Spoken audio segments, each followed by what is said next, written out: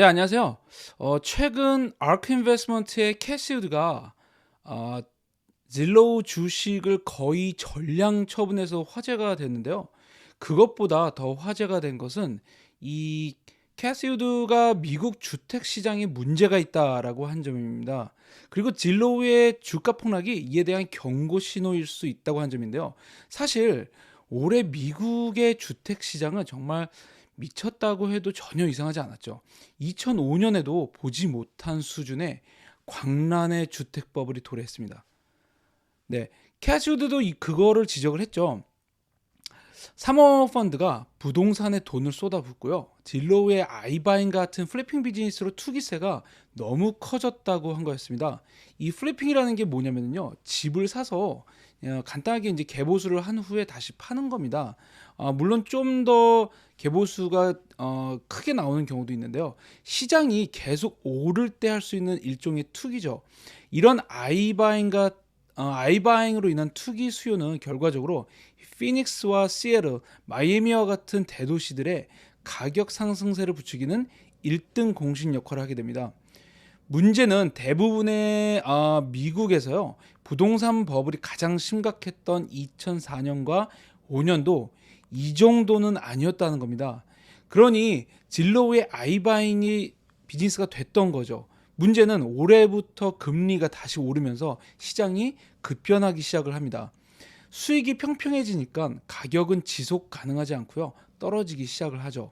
아이바잉은 집을 캐시로 사서 최대한 빨리 개보수를 하고 후다닥 팔아버리는 건데요. 금리가 오르면서 그렇지 않아도 높은 주택 가격에 바이어들의 부담은 더 커지고요. 지금은 집을 살 때가 아니라는 인식이 점점 더 강해집니다.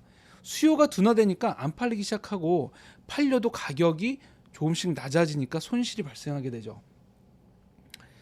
부동산처럼 금리에 민감한 시장도 사실 없습니다. 팬데믹으로 경제가 완전히 무너지던 작년에요, 가장 먼저 우뚝 일어선 곳이 바로 주택시장인데요.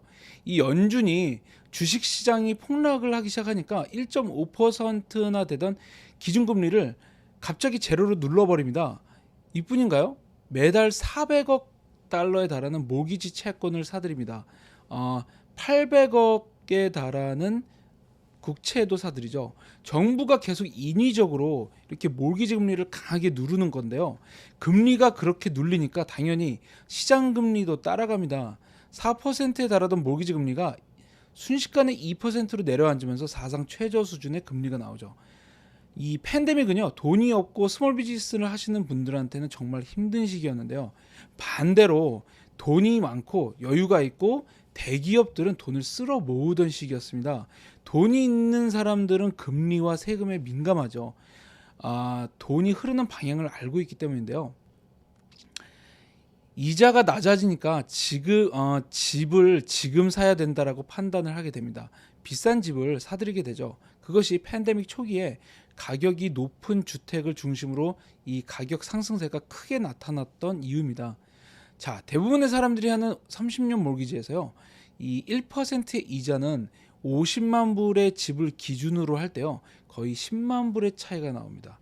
50만 불짜리 집을 모기지를 얻어서 산다고 하면요, 실제로 본인이 30년 동안 내는 돈은, 만일 이자가 몇 년 전 5% 수준일 때 했다면 텍스, 보험, 이자까지 다 합하면요, 전체적으로 내는 비용은 무려 100만 불이 넘게 됩니다. 그러니 이자에 민감할 수밖에 없게 되죠. 그러니 모든 사람들이 이 이자가 낮아지는 시기에 리파이낸싱을 하게 됩니다. 사실 안 하면 바보가 되는 거죠. 이 많은 사람들이 리파이낸싱을 할수록 그 사람들은 집을 내놓지 않습니다. 어떻게 보면 당연한 건데요. 방금 몰기지론을 리파이낸싱을 하고 매달 나가는 돈도 줄였는데, 여기에다가 그뿐인가요? 그 캐시도 손에 넣었는데 당연히 집을 다시 또 팔질 않죠. 더군다나 낮은 금리로 이 진로 같은 플리핑 수요, 한마디로 투기 수요가 급증하면서 집값이 천정부지로 오릅니다. 사람들은 이사를 갈 수가 없죠. 사실 집을 팔기도 어렵습니다. 집값이 하루가 멀다 하고 펑펑 오르게 되니까 좋은 가격에 집을 팔아도 다른 집을 사려면 돈을 더 줘야 되니까 갈 수가 없는 겁니다. 여기에다가 코로나라는 전염병도 돌죠. 재고가 C가 마를 수밖에 없습니다. 그러다 보니 공급이 부족하고 금리는 사상 최저 수준의 수혜를 받으려는 이들이 더 사게 되니까 없게 됩니다. 당연히 가격은 계속 오를 수밖에 없죠. 자, 그런데 이게 균열을 보이기 시작합니다. 집값은 오를 대로 올랐는데 이자도 오르면서 사람들은 지금이 집을 사기에는 최악의 시기라는 것을 이제 모두 알고 있습니다. 여기에 경제가 정상화가 되면서요, 점점 집을 내놓는 사람들이 늘어나고 있죠. 재고가 증가하게 되는 겁니다. 그러다 보니 지역에 따라서 드디어 가격이 떨어지는 곳이 나오기 시작을 하는데요. 가격이 떨어지기 시작하니까 가격이 더 오르기를 기다리던 셀러들은 마음이 급해질 수밖에 없죠. 생각보다 가격은 빠르게 하락하기 시작합니다. 진로우의 아이바잉 프로그램은 여기에 대응하지 못하면서 손실폭이 커지죠. 문제는 미국 주택 시장의 가장 대표적인 기술 성장주로 알려진 진로우의 주가가 주택 시장의 가격 변동성을 6개월 정도 선행하는 모습을 그동안 보였다는 점인데요. 진로우의 주가가 최근 올해 고점에서 70%가 넘는 폭락세를 보이면서 주택 시장이 문제가 있는 것이 아닌가에 대한 의문이 지금 생기고 있습니다. 여기에 캐시우드 역시 진로우의 주가 폭락이 주택시장의 경고 시그널로 인식을 하면서요, 그토록 애정하던 진로우 주식 대부분을 매도하게 됩니다. 이 왜 진로우의 주가 하락이 주택시장과 무슨 상관이 있을까라고 생각을 할 수도 있는데요. 문제는 올해 미국에서 가장 큰 가격 상승세를 보인 도시들의 공통적인 점은요, 아이바잉이 전체 규모의 2% 이상, 어떤 주는 심지어 무려 5% 이상의 수요를 차지했다는 곳이라는 점인데요. 이 플래핑은 사실 리얼터를 비롯해서 모든 부동산 업계 종사자들이 하는 비즈니스입니다. 근데 그 중에서도 가장 공격적인 플래핑을 하는 곳이 아이바잉이고요. 거기에서도 또 가장 공격적인 바이어가 바로 업계 1위의 진로우입니다. 진로우가 아이바잉 시장을 떠났다는 것은요, 투기 시장에 문제가 생겼다는 것을 의미하는 것과 일맥상통하는 거죠. 연준이 초래한 전례 없는 투기세는요, 부동산 시장에 예정에도 없던 버블을 촉발하게 됩니다. 평균 5% 수준의 완만한 상승세를 보이던 집값은 올해부터 두 자릿수의 상승세를 기록을 하고요. 드디어 20% 수준의 이게 어떤 수준이냐면요, 2005년 부동산 버블에도 볼 수 없었던 아주 비정상적인 수준의 폭등세를 보입니다. 미 서부의 애리조나 피닉스 같은 아이바잉 수요가 5%가 넘던 일부 지역에서는요, 가격 상승세가 무려 30%가 넘게 됩니다.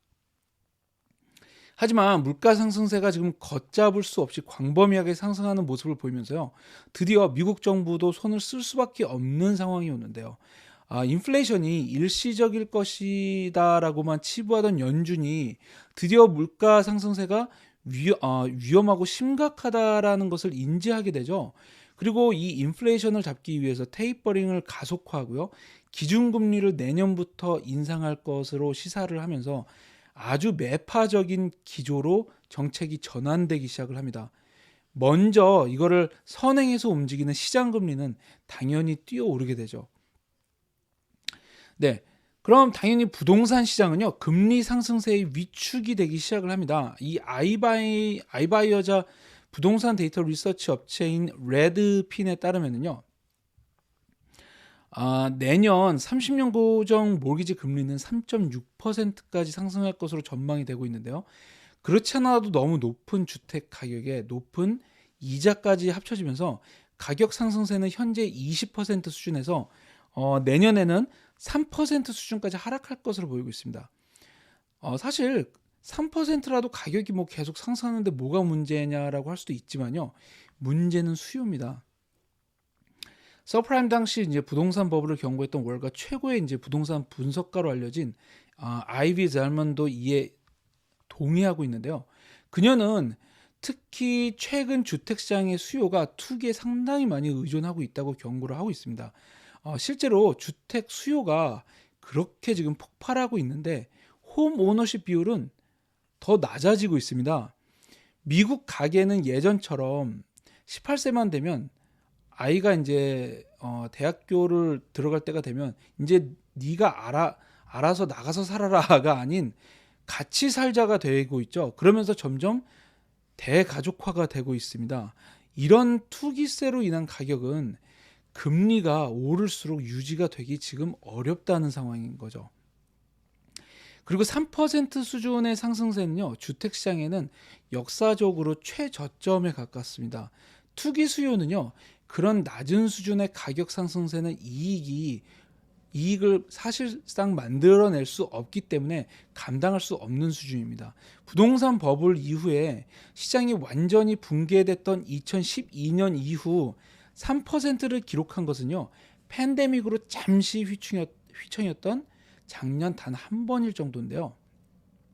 여기에 이제 레드피는 내년 매물이 급증할 것으로 전망하고 있습니다. 2018년 최고 수준이었던 760만 건을 넘어서요, 최소 2012년 이후 가장 높은 수준을 기록할 것이라는 전망입니다. 2012년은요, 부동산 시장이 가장 최저점을 기록했던 시기입니다. 가격이 계속 오르면 집을 팔려던 사람들도 더 기다리게 되죠. 하지만 집값이 떨어지기 시작하면 셀러의 마음은 급하게 됩니다. 가격 하락세가 빨라질수록 매물들은 더 많이 늘어나게 되고요. 실제로 최근 매물은요, 점점 증가하고 있고 일부 지역은 이미 매물이 급증하면서 가격을 빠르게 끌어내리고 있습니다. 정책의 정상화 역시 부동산 시장에는 압력으로 다가올 수 있을 것으로 보이는데요. 미국 정부가 팬데믹으로 인한 주택 보호 정책으로 시행했던 압류 유예 조치인 모라토리엄이 종료가 되면서 압류 활동이 포클로저 같은 게 최근 급증하고 있는데요. 부동산 정보 회사죠, 이 에이트홈에 따르면요, 3분기 압류가 전분기 대비 34%, 1년 전과 비교해서는 68%가 증가했다고 합니다. 10월에도 지난달보다 5%가 넘고요. 전년 대비 115%가 증가했다고 하는데요. 사실 전체적으로 보면 작년부터 압류 자체가 딱 멈춰 있었기 때문에 여전히 큰 수준은 아니고 사상 최저 수준에 가깝습니다. 하지만 이거는 반대로 압류 건수가 이제 바닥을 찍고 점점 오를 수 있을 것이라는 것을 시사를 하죠. 매달 400억 달러씩 유입되던 연준의 모기지 채권 매수세도요, 이제 곧 종료될 것으로 보이는데요. 연준은 당장 11월부터 규모를 줄이고 있고요. 12월 통화정책회의에서 긴축 속도를 더 빠르게 가지고 갈 것으로 보이는 상황입니다. 시장은 내년에만 3번의 기준금리 인상 가능성을 보고 있는데요. 이는 현재 모기지 금리가 곧 4% 수준으로 오를 것이라는 점을 의미를 하죠.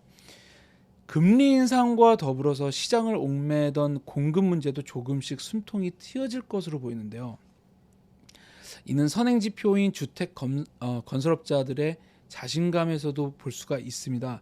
신규 주택 착공을 위한 건축 허가 건수가요, 이제 증가세로 돌아섰고요.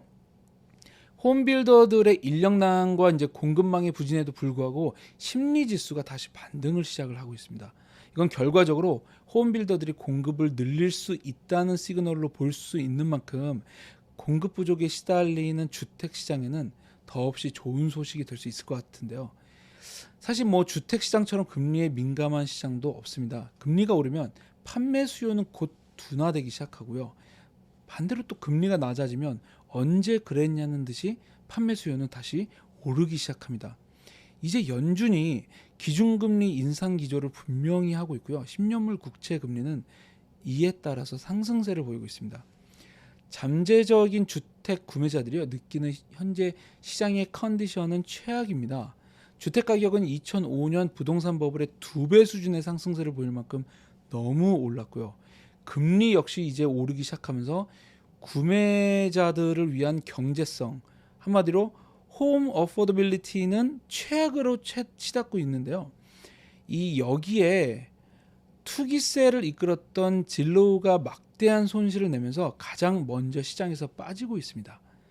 재고와 공급은 증가할 기미를 보이면서 가격은 정점에서 내려오고 있습니다.